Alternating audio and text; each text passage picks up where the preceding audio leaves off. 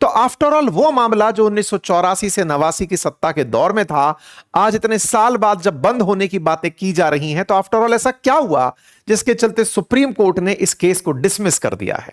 क्या है वो बोफोर्स तोप घोटाला जिसमें लगभग 1450 करोड़ की खरीदी गई 400 तोपें और उनकी जांच के लिए 250 करोड़ रुपए सीबीआई खर्च कर गई? आज उस केस को बंद करने की नौबत क्यों आई, आज के सत्र में चर्चा होगी। तो आइए चर्चा करेंगे। After all Bofors course case scam था क्या, इसमें कितने सारे स्विस बैंक के खाते, कौन राजनेता, कौन अधिकारी, किस तरह के आरोप प्रत्यारोप, किस तरह से भारत की राजनीति और राजनीति के साथ साथ भारत की लचर कानून व्यवस्था और भारत की धीमी पड़ी सुरक्षा एजेंसीज जो सत्ता के साथ कहीं ना कहीं कॉम्प्रोमाइज्ड रही। अल्टीमेटली पेज्ड कैरेट कही जाने वाली सीबीआई क्या वाकई में इतने सालों तक जांच नहीं कर पाई? इन तमाम सवालों के साथ अल्टीमेटली आज यह केस बंद हो रहा है। बोफोर्स असल में है क्या? असल में बोफोर्स एक तोप है, 155 की हॉवित्जर तोप है। यह तोप जो आप देख रहे हैं, यह तोप स्वीडन की एक कंपनी से खरीदी गई थी। उस कंपनी का नाम था एबी बोफोर्स। इस तोप जिसकी मतलब 155 गोला साइज जो था, इसे भारतीय सेना के लिए 1980 के दशक में खरीदा गया था। यह स्वीडन की कंपनी थी। सामान्यतया दुनिया भर के देशों में यह होता है कि जब कोई भी डिफेंस डील हो रही होती है तो लॉबिंग हो रही होती है डिफेंस के लिए। जैसा आज भी आप देखते हैं कि भारत के पास राफेल है तो चाइना वालों ने उन्हें कितना नीचे गिराने का प्रयास किया, अमेरिका वाले F-35 बेचने के लिए तो सुखोई के लिए रशिया वाले, सारी तरह से लॉबिंग चलती है क्योंकि कुछ ही आइटम्स को हजारों करोड़ रुपए में बेचा जा सकता है। यह दौर 1980 के दशक का था और उस समय पर 1400 करोड़ भी बहुत होते थे। उस समय भारत को तोप खरीदनी थी क्योंकि भारत की जो तोप थी वो पारंपरिक तोप, थोड़ी छोटे साइज के गोले फेंकने वाली थी। उस समय की दुनिया में 155 की तोप का ज्यादा प्रचलन चल रहा था जो कि 25 से 30 किलोमीटर दूर तक गोला फेंक सके। आर्टिलरी के अंदर गोले जो बॉर्डर पर फाइट के दौरान काम आ सके, ऐसी तोप का प्रोक्योरमेंट होना था, खरीदनी थी। दुनिया भर के तमाम देश अपनी अपनी तरफ से प्रदर्शन करेंगे कि साहब हमसे खरीद लीजिए। लेकिन उस समय जो अच्छी डील दे दे, अब अच्छी डील क्या है? कोई सस्ते में खरीदने का अवसर दे दे या फिर उसको आपको पहुंचाने में कोई लॉबिंग कर जाए। मतलब आपके पास कोई दलाल ऐसा हो जो ये कहे कि इतने का सौदा है, इतना रुपया आपको मिल जाएगा। आज भी जब आप राहुल गांधी जी को राफेल के मामले में केंद्र सरकार पर आरोप लगाते देखते हैं, मोदी सरकार पर, तो यही तो सबसे बड़ा पॉइंट होता है कि कहा जाता है कि इन्होंने इतने करोड़, इतने बिलियन डॉलर के राफेल खरीदे और हो सकता है कि उन सौदों के अंदर सरकार से सरकार के हुए बीच में इस एग्रीमेंट में कोई दलाली हुई हो। ऐसा क्यों?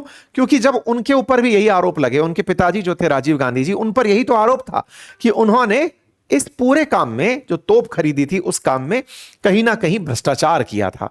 इसी के चलते उस समय की सत्तारूढ़ पार्टी, सोचिए इंदिरा गांधी जी की मौत के बाद राजीव गांधी जी सत्ता में आते हैं, 404 सांसद उनके समर्थन में होते हैं और वो सरकार 5 साल के भीतर भीतर, इवन 5 साल से पहले ही, बिल्कुल मध्यावधि 1986 के आसपास ही इस स्थिति में पहुंच जाती है कि ये अब सर्वाइव नहीं कर पाएगी। खैर, इस तोप की खासियत ये थी कि इसमें ऑटोमेटिक लोडिंग सिस्टम था, मतलब कि गोला अपने आप से भर लेती थी। अब ऐसे में इसने अपनी जब करतब दिखाए, जिस तरह से इसकी काबिलियत रही, उसके हिसाब से तोप में दिक्कत नहीं थी। तोप के खरीदने में जो पैसा पे किया गया था उसमें रिश्वत और भ्रष्टाचार का मामला था। इस तोप ने 1999 की कारगिल जंग के अंदर अपना मतलब दिखाया है, कैलिबर दिखाया है। अब आते हैं इस मामले को जुड़ी हुई राजनीति से लेकर के। तो साहब, इस तोप को खरीदने को लेकर बातचीत चली कि 155 की तोप खरीदनी है। एबी बोफोर्स नाम की जो कंपनी है स्वीडन की, उससे खरीदनी है। 1986 में एक समझौता होता है और कहा जाता है कि 1437 करोड़ रुपए में भारत 400 हॉवित्जर तोप खरीदेगा, कुछ इस प्रकार की। इन तोपों को क्या है ना, ट्रक से पीछे बांध करके जहां चाहो ले जा सकते हो, बॉर्डर पर पहुंचा सकते हो। गोले ये खुद से अपने अंदर ऑटोमेटिक लोड कर लेती है। 24-24 किलोमीटर तक, इवन थोड़ा हल्का गोला मतलब वो रहे तो कुछ विशेष प्रकार के गोलों के लिए 30 किलोमीटर तक की रेंज में गोला फेंक सकती है। तो हुआ ये कि 86 में ये समझौता हो गया। अब ये नॉर्वे, स्वीडन, डेनमार्क, ये वो स्कैंडिनेवियन कंट्रीज हैं जहां पर पत्रकारिता भी कुछ ज्यादा अच्छी होती है। यहां पर मतलब लोगों के बीच में संवाद काफी अच्छे रहते हैं। तो उस दौर की बात है कि 16 अप्रैल 1987 को स्वीडिश रेडियो ने एक दावा कर दिया कि बोफोर्स ने रक्षा सौदा हासिल करने के लिए कुछ भारतीय राजनेताओं को रक्षा सौदे के अंदर कुछ रिश्वत और कमीशन दिए। कहां मामला उजागर हुआ? स्वीडन के किसी अखबार ने, समाचार पत्र ने रेडियो चैनल पर यह जानकारी जाहिर कर दी। स्वीडिश रेडियो में यह बात जैसे ही आई, अगले दिन भारत के प्रमुख अखबारों की हेडलाइन बन गई।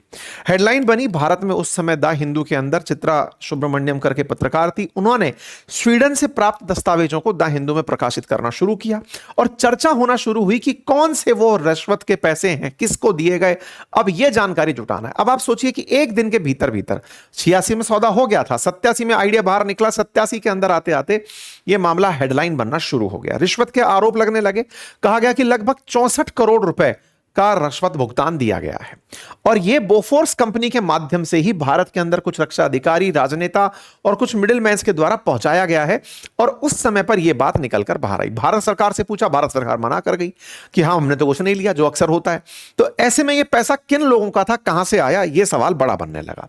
राजीव गांधी जी उस समय प्रधानमंत्री थे और उस दौर में राजीव गांधी जी के ऊपर जब सवाल उठने लगे कि साहब हमने रक्षा सौदा किया और पैसा कोई ले लिया, तो सबसे पहले तो सरकार के ऊपर आरोप आता है।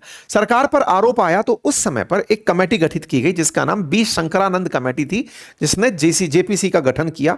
और जेपीसी ने 18 जुलाई 1989 में अपने संसद में रिपोर्ट पेश कर दी कि साहब इस प्रकार से हमें लगता है कि यह सब हुआ है। लेकिन उस रिपोर्ट से कुछ हुआ नहीं। इसी बीच में राजीव गांधी जी की जब सरकार थी तो उन्हीं के एक मंत्री वीपी सिंह जी थे जो रक्षा मंत्री हुआ करते थे। लेकिन जब रक्षा सौदा हुआ हो तो रक्षा मंत्री पर सबसे ज्यादा आंच आएगी, तो उन्होंने अपनी तरफ से इस बात में क्लैरिटी देते हुए सरकार के खिलाफ बोलना शुरू कर दिया कि सरकार जांच क्यों नहीं कराती कि किसने आफ्टर ऑल ये घोटाला किया है। उनका मंत्रालय बदल करके दूसरा वित्त मंत्रालय कर दिया गया। वीपी सिंह जी इस मामले को लेकर बड़े मुखर हो गए और उन्होंने पार्टी में रहते हुए ही पार्टी के खिलाफ बयान देने शुरू कर दिए और विपक्ष में जाकर शामिल हो गए कि नहीं साहब, जांच तो करनी चाहिए, किसने यह मामला किया, किसके पास पैसा गया, पता तो चले। वीपी सिंह जी ने जब इस मामले को बड़ा बनाया तो उनके साथ बना हुआ जन मोर्चा एक बड़ा मोर्चा चलता चला गया और विपक्ष बहुत तरह से हमलावर होता चला गया।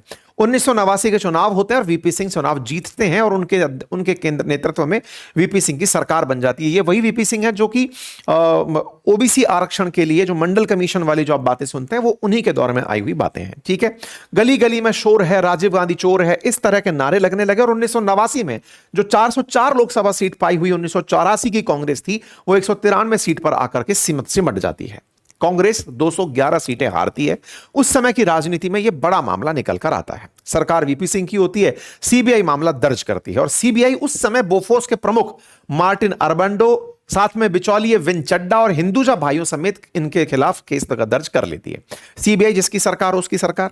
इसी बीच में एक इटालवी कारोबारी थे क्वात्रेची, उनका नाम निकल कर आता है कि बोले इस सौदे के अंदर जो भुगतान था ना वो क्वात्रेची के थ्रू आया था, कई बैंक खातों में आया और बैंक खाते स्विट्जरलैंड के अंदर थे।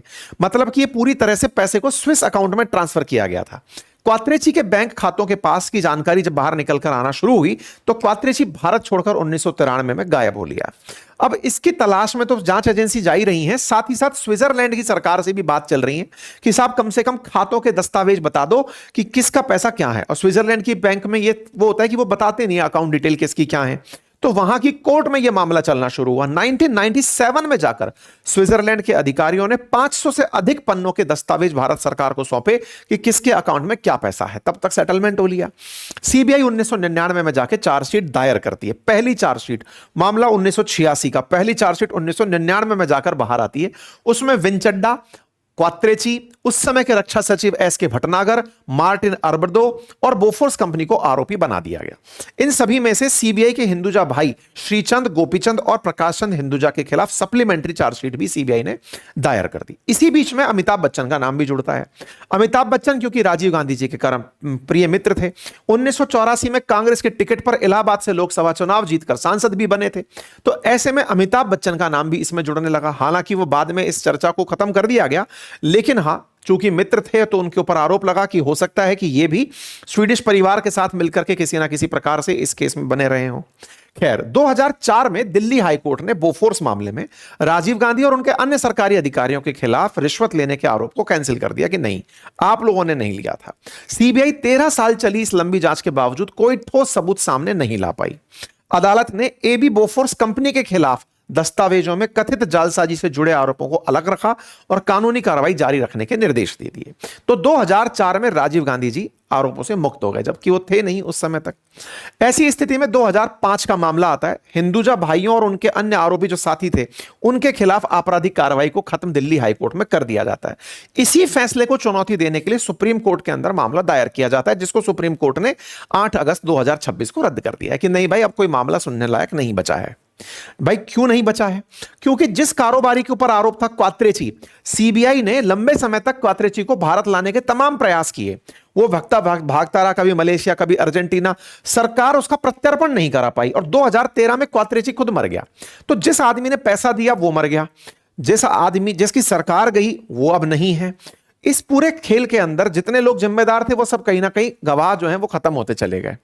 ऐसे में कोर्ट ने जो मामला था हिंदुजा ब्रदर्स के खिलाफ, वो 2005 में दिल्ली हाई कोर्ट ने जो केस किया था, आज वो सुप्रीम कोर्ट ने भी केस कर दिया है। ठीक है साहब, कुल मिलाकर के मामला यह है कि ये 4522 दिनों की जो कोर्ट में चली जांच थी, सीबीआई की ओर से हुई देरी के कारण फाइनली इस केस को रद्द कर दिया गया है। ठीक है, तो सुप्रीम कोर्ट ने जो सीबीआई की अपील थी बोफोर्स केस के अंदर, उसको खारिज कर दिया।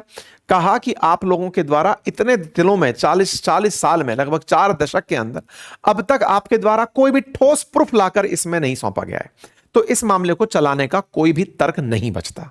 पहला, कोई ठोस सबूत नहीं है, कोई दूसरा विदेशी दस्तावेज जो इस बात को प्रमाणित करे वो नहीं है, आरोपी और पैसे के बीच का संबंध नहीं है, पैसे हैं ये पता है, और देरी से केस कमजोर हो चुका है, तो अब सजा का कोई अर्थ नहीं है।